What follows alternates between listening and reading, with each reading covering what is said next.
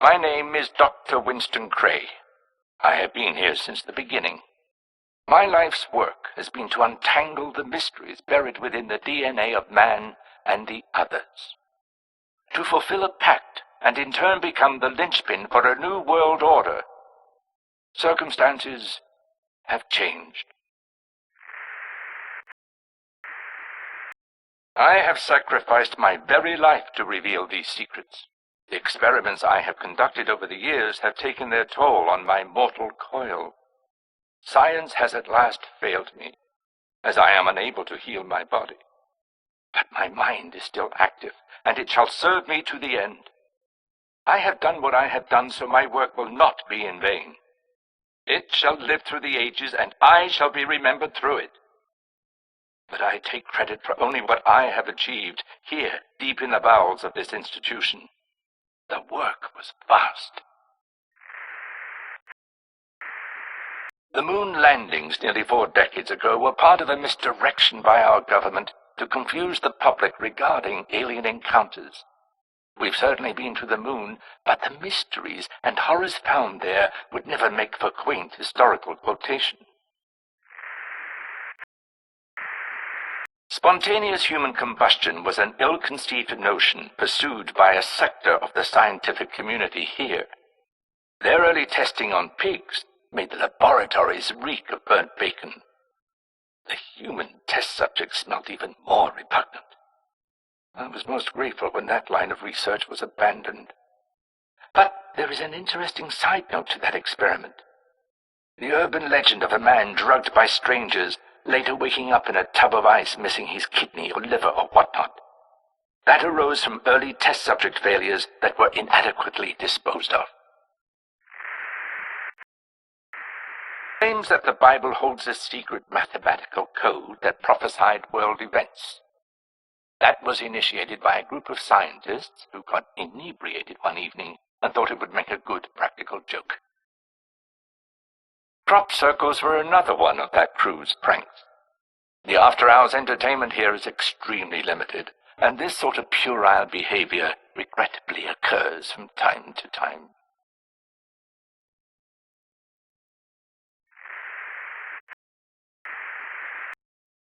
Remote viewing was a promising avenue of research that failed to live up to its initial potential. Harnessing psychic abilities to spy on one's enemies has a provocative lure, but test subjects were wildly erratic with their results. Those who showed more consistent abilities were, in my opinion, inadequately trained, and the program was eventually discontinued.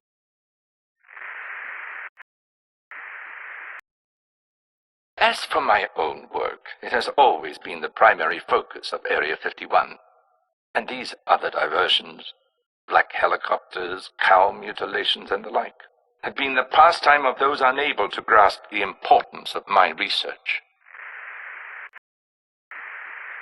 Bioweapon engineering requires finesse to manipulate both the pathogen and the population in a way that accomplishes the desired effect. It necessitates extensive lab work, followed by a series of controlled study groups. One such example of a localized control group was the 1976 experiment in a Philadelphia hotel. We were able to successfully introduce the pathogen, which became commonly known as Legionnaire's disease. It became the model for more complex experiments released into larger population groups, such as HIV and the SARS virus. Ebola has been the most virulent of our population-tested experiments, and the most difficult one to keep in check.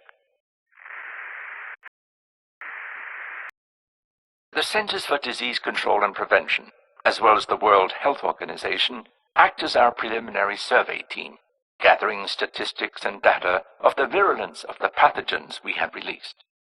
They also monitor established outbreak parameters, so the pathogens remain under our direction. These organizations were exceedingly useful in the mid-90s when the loss of several test rats who migrated into New Mexico and Arizona created a scare of hantavirus. They were able to capture the rats and return them to us while downplaying to the general public the immediate threat. The end result of these controlled experiments was to be the resurgence of bubonic plague and smallpox to create a pandemic, allowing the government to control the surviving population with considerable ease.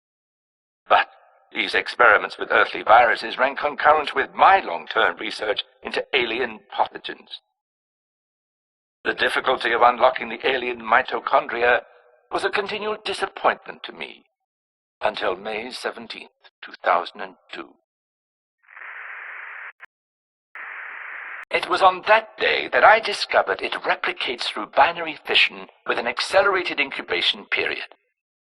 I realized that if I attenuated the incubation period, I would be able to control the growth of the mutagens. Since then, I've been able to easily manipulate the alien DNA and hybridize it with human DNA. These experiments have given rise to my greatest innovation, a living, breathing, unstoppable organism I call the infection carrier. Others refer to it simply as the weapon.